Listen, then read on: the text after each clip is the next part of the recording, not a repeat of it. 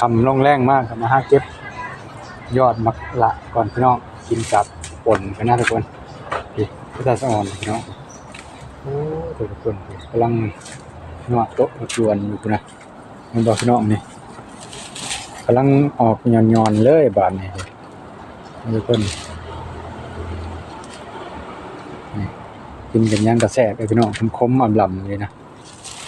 เดี๋ยวมันหมากพร้อมมีหันหมากมันพร้อมเพราะนั่นนี่บอกพี่น้องนี่มันกำลังดอกพร้อมไหมวะกำลังดอกด้วยช่วงนะครับ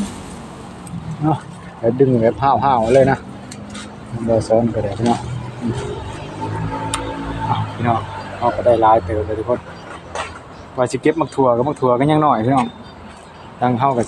เอามาพริกน้ำพริกก็ยังบรกก็ได้นะแล้วก็ผมก่อนพี่น้องเป็นตัวราคาทุกคนแล้วก็ดาวลวกนะครับเข้ากันมาแซ่บๆนะครับพี่น้องข้าวเหนียวหอมๆว้าแซ่บๆกันเด้อทุกคน